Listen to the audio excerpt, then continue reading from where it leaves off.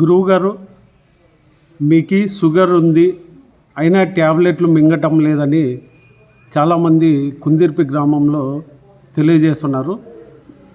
మీరు ఈ షుగర్ని ఒక లెవెల్గా ఎట్లా తెచ్చారో తెలియజేయండి.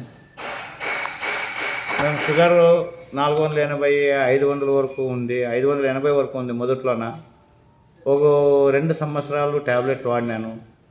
రోజు డైలీ 3 ట్యాబ్లెట్లు ఇచ్చిండ్రి. 3 ట్యాబ్లెట్లు వేసుకొని షుగర్ చెక్ చేయించిన అదే ఉంటుండే, వేరే అంటూ ఉంటుండలేదు, తగ్గుతుండలేదు, ఎక్కుతుండలేదు. 180, 500, 180, 500 అట్లే ఉంటా ఉంది.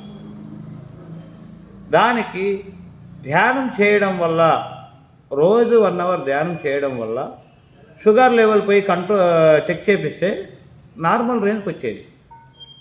అదే ట్యాబ్లెట్ వేసుకొని షుగర్ చెక్ చేపిస్తే మామూలు ఎట్లుండేది అట్లే ఉంటుంది. అదే 1 అవర్ ధ్యానం చేసి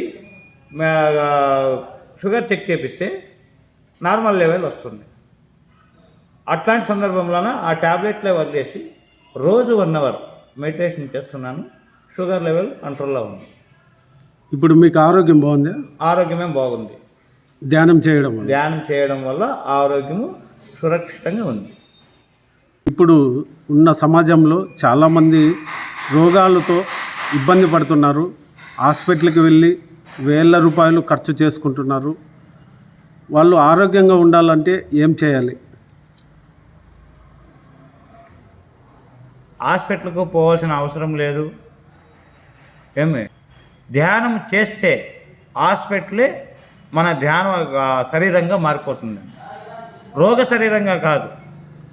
అదే 1 పూట తింటే యోగి, 2 పూటలు తింటే భోగి, 3 పూటలు తింటే రోగి. ఈ శరీరాన్ని అతి సులువుగా పెంచుకుంటూ రావాలి. ఎక్కువ తినడం వల్ల రోగాలు బారిన పడతాం, భోగంలో ఉంటాం. యోగి తత్వం రావాలంటే ఒకే పూట తినాలి. అన్న పానీయాలను అతిగా తినడం వల్ల రోగాలకు గురి అవుతున్నాం. ఆ రోగాలు నయం చేసుకున్నాలంటే ధ్యానం చేయాలి. ధ్యానం చేయు విధానం కూడా 1 గంట మన వయసు ఎంత ఉంటే అంత చేసుకుంటూ వస్తే ఈ శరీరాన్ని ఒక సమతుల్యంగా పెట్టుకోవచ్చు. ఆ పెట్టుకునేదాన్ని మనకి ఇంకా ఎక్కువ కావాలంటే రోజు 1 అవర్, 2 అవర్, 3 అవర్ ఇట్లా పెంచుకుంటూ పోతూ ఉండాలి. రోజుకి పెంచుకుంటూ పోతూ ఉంటే నీ దరిదాపుల్లో కూడా ఎలాంటి క్యాన్సర్ కానీ దరికి రాదు. ఆ ధ్యానం వల్ల నాకు 480 షుగర్ ఉన్నా నేను ట్యాబ్లెట్లు వాడను. రోజు 1 అవర్, 2 అవర్, 3 అవర్ ఎంత వీలైతే అంత మెడిటేషన్ చేయగలను. మెడిటేషన్ చేసి నేను ఆ షుగర్ని కంట్రోల్లో తెచ్చుకుంటా ఉన్నాను. ఇంతవరకు మీరు ట్యాబ్లెట్ మింగలేదా? లేదు. రోజు ఎంతసేపు చేస్తారు?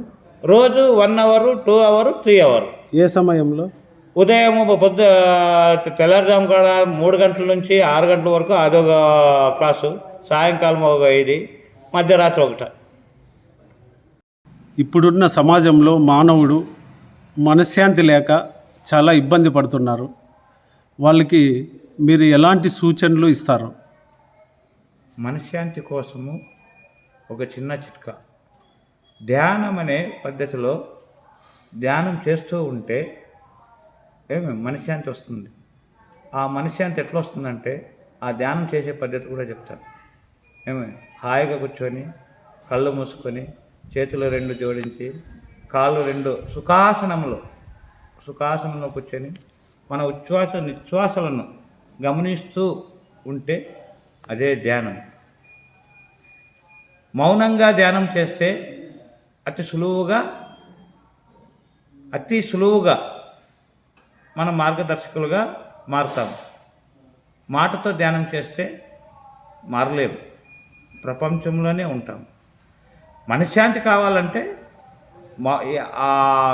అయినంత మౌనంతో ఉండి ధ్యానం చేయడం చాలా మంచిది.